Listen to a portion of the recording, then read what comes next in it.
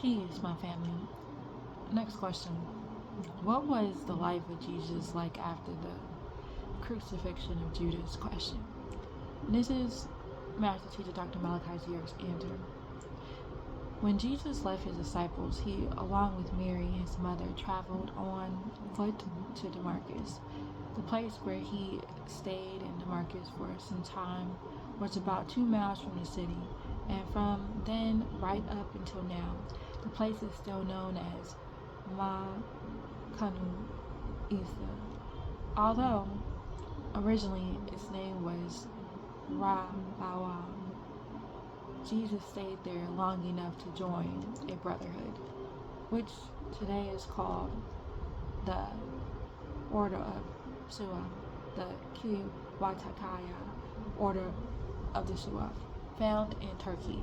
He also spent time converting Pacific people who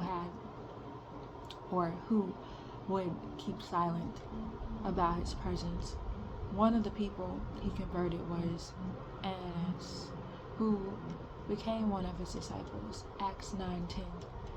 In the meantime, the Judites who dwelled in Damascus, Syria, were commissioned by Judaism to arrest Paul, the 13th self-apostle, because they learned that he was going about the land preaching a doctrine somewhat similar to Jesus' doctrine.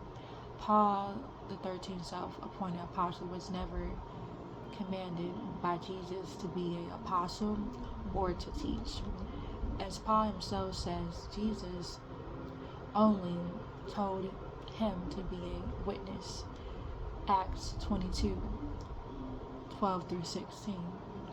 After Jesus left his followers, the Messiahs continued preaching Jesus' doctrine and wearing the white garment, and for their beliefs they were tortured and beheaded by the Romans and the scribes and the Pharisees. Each of the disciples were martyred in the name of the righteous, because the people could not withstand the truths they brought. When Jesus heard of the plans that Judites had for Paul and for any of his real followers, he knew it would no longer be safe for him to remain in Damascus. Knowing this, he left for Nisabas. From the city he traveled on to Syria. Jesus' ultimate goal was to return to Egypt en route to Egypt, and he traveled to India, Tibet, Persia, Assyria, Arabia. When Jesus went to India, he lived amongst the people and taught them. Jesus was known as Yus stood for Yusuf, Jesus, and Asaf in Hebrew means gather.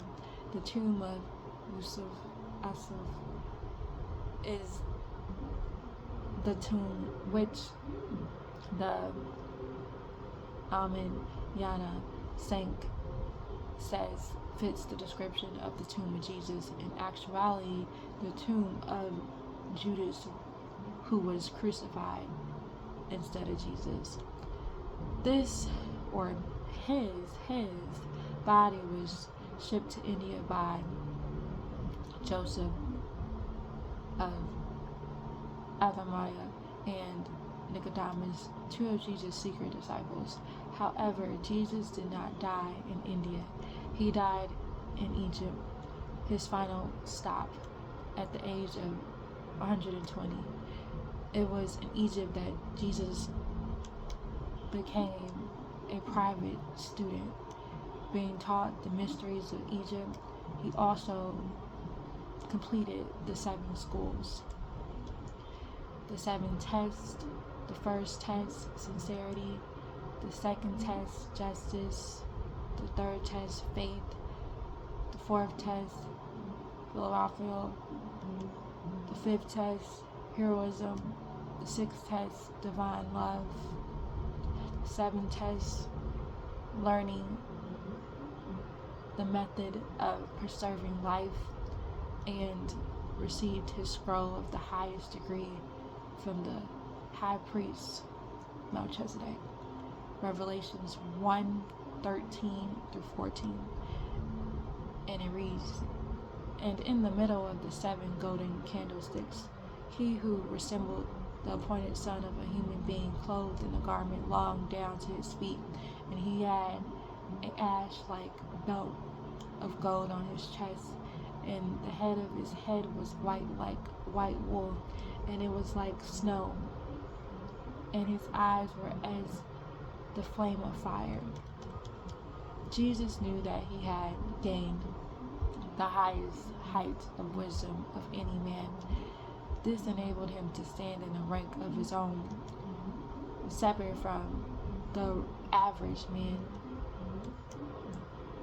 Matthew 17:1-8, Mark 9:2-8, Luke 9:28-36. When Jesus was in Egypt, he spoke of the events that took place in his life. Thus, they became a part of the Egyptian history. The record dates of when he was in Egypt vary according to the calendar that is being used. Because of this, it is hard for the historians to accurately state the exact time that Jesus was in Egypt. One historian may find artifacts that were dated according to the Coptic Egyptian calendar, whereas other historians would base his findings on the Jewish or Bulgarian calendar. Dates from one calendar to the next vary greatly. According to the Bulgarian calendar, the year 1989 AD appears in the Jewish calendar as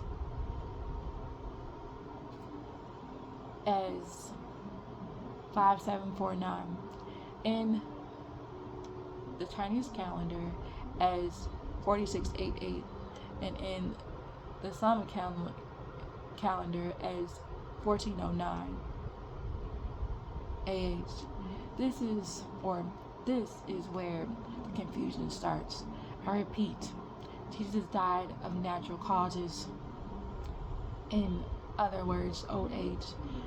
Knew that man would worship and defile him if he left Jesus' body on earth. Therefore, the angelic being Gabriel was sent to take Jesus' body to the top of the step pyramid so that each element would dematerialize and return to its respective place in the universe. Once this was completed, his spirit returned to the second heaven, where he remains with John the Baptist. Now it goes on to read, "And I have been blessed with the ability to accurately translate into English the book of the Apostle John and the book of Apostle Barnabas, verse by verse. Thus you are able to read for yourself that most of these events and sayings that were attributed to Jesus were lies.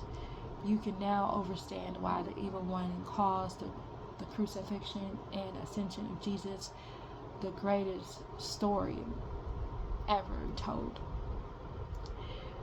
They are indirectly telling you that the books of Matthew, Mark, Luke that you read, and the letters of Paul, 13 letters of the New Testament, were fabrications. Reading the correct translations of John and the book of Barnabas will confirm that Jesus did have the ability to transform himself, as well as perform other miracles in the name of the Creator. Christian preachers and religious scholars are unable to answer the question, could Jesus transform himself?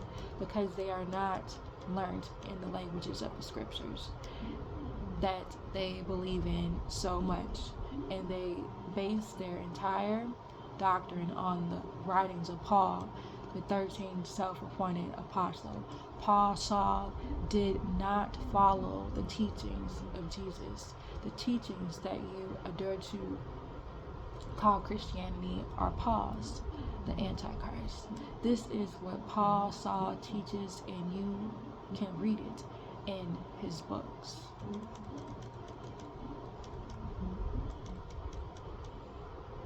Alright, so it goes on to read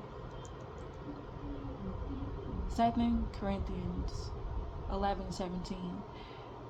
That which I speak it not after the Lord, but as it were foolishly, in this confidence of boasting. This verse from one of Paul's letters confirms that he was not preaching in the name of a new, nor was he following the doctrine that Jesus tried to get the remnant of the tribe of Israel to accept. The teachings of the Most High do not lie. You cannot in any way compare the Gospel of John, the book of Barnabas, and the Injil of Jesus, which are the only true books of the New Testament, with any of Paul's letters. Read these pamphlets and the truth of Jesus will unfold itself before you. After reading these books, you will find that Paul was not following the teachings of Jesus. So exactly who was Paul following? Question. Well, this can easily be determined by the following quote from one of Paul's letters to Romans.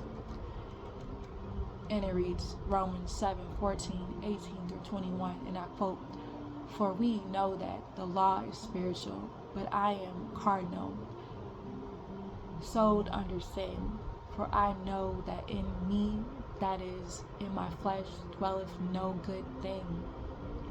For to will is present with me, but how to perform that which is good I find not.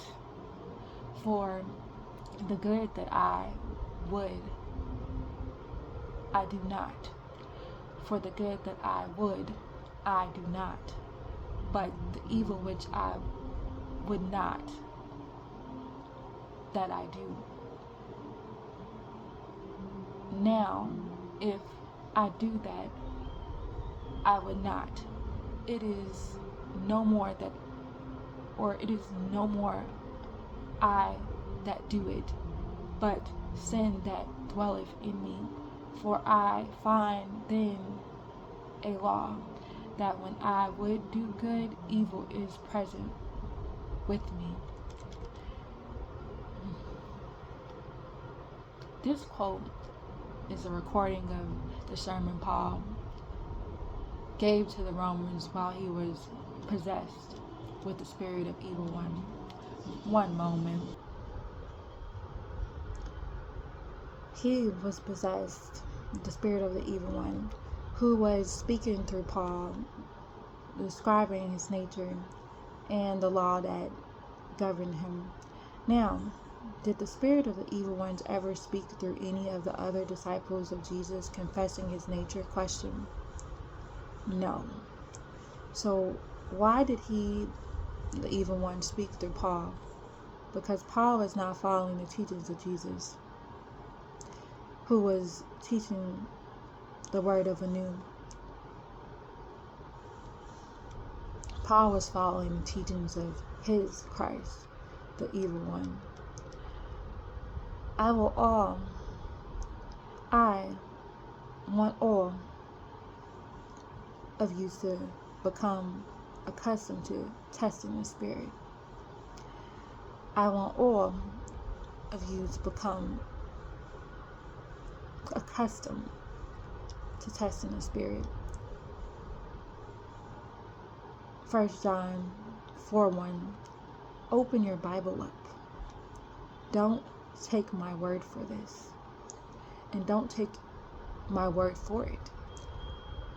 Open your scriptures and read and see it for yourself.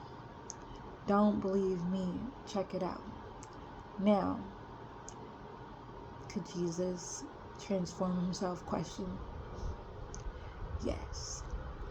And it can't be ignored.